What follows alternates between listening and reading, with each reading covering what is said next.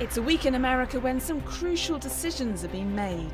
The wealthy and influential gather in Kentucky knowing multi-million-dollar deals could be at stake.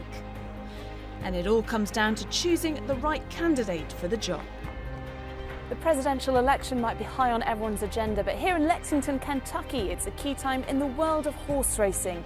Bids, not votes, are what counts as some of the world's most expensive thoroughbreds go to auction.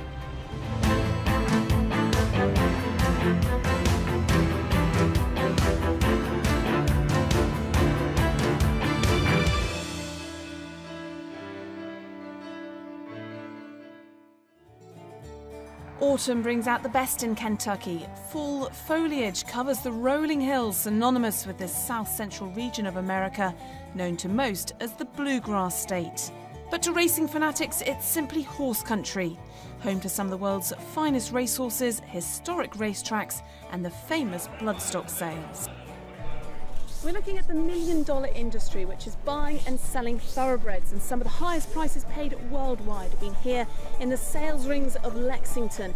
The horses here are some of the very best, and this week many have come fresh from the Breeders' Cup in California just 2 days ago. More than 2,000 miles away from Kentucky, the Breeders' Cup, or World Championships of Racing, is one of the richest meetings in the calendar. Set over 2 days, the Sport of Kings' sun-seeking followers witness the finest racehorses chasing their share of an enormous $28 million prize fund. It's a beautiful day, big horse racing fan, and love the people, the Breeders' Cup.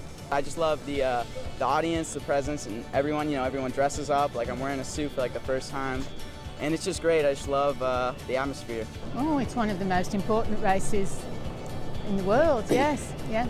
All the best trainers and owners want to come to the Breeders' Cup to prove their worth, yes. I just like the mix of everybody here. You got horses from Argentina and Ireland and Great Britain and Chile, and it's just everybody bringing it together, from people who are local to people all over the world coming in here. Historically, Santa Anita has proved a happy hunting ground for the internationals. European trainers have had a particular hold on the Longines Breeders' Cup turf, one of the highlights. Run over 1.5 miles, it boasts a purse of $4 million. Top Irish trainer Aidan O'Brien is no stranger to success at this meeting, with 10 Breeders' Cup wins already behind him. He also needs just 4 more Group 1 victories to equal Bobby Frankel's record of 25 in 1 year. It was reigning turf champion and last month's Prix de l'Arc de Triomphe winner Found and her stablemate Highland Reel, who he had pinned his hopes on. Record crowds of over 70,000 watched on as Ryan Moore, O'Brien's #1 rider, lined up on Found with Shamie Heffernan aboard Highland Reel, and he seized the initiative from the early stages.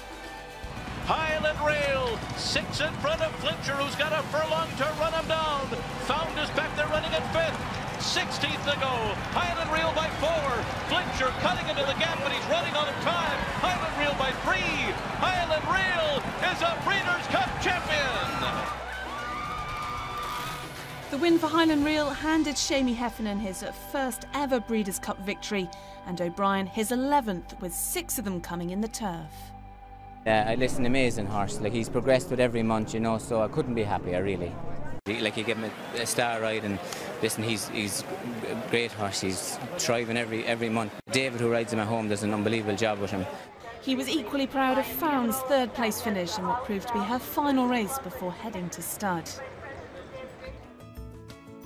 A total of 13 Group 1 races took place over the weekend, and with the sales in Lexington pending, for some runners it was their last chance to prove themselves before going under the auctioneer's hammer. 4-year-old filly Celestine, daughter of Florida Derby winner Scat Daddy, had been prepped for this year's turf sprint. At the peak of her career after the race, she travelled straight on to Keeneland Sales in Lexington, where Connections hoped she'd sell either as a racing or broodmare prospect. She'll be offered at auction, and given her breeding, she's by a world-class stallion and she's a Grade 1 winner. She should be very well liked amongst the buyers. This past June, she won the Justa Game at Belmont Park on Belmont Stakes Day, and that's a Group 1 at 1 mile on the grass, and it's a very high-level race, and she won it very impressively. I'm sure she'll either be offered as a broodmare prospect and racing prospect, so you know, whoever buys her has the option to race her or send her off to the breeding shed. When you work with them, you know, all day, every day, you become somewhat attached to them, and when they go on to do good things on the racetrack and in the breeding side of it, you're very proud. Ready for a start. They're off in the turf sprint. Celestine came out well. Carrar was off to a slow start. Despite a good start, she dropped back, and it was obviously in the purple colours who went on to win the premier turf sprint race at the meeting, worth $1 million. But Riley, though, remained optimistic about Celestine's future. I don't think today's result will affect her price that she sells for at the sale, because she's a Group 1 winner by an internationally successful stallion, and I really don't think that's going to affect her one bit.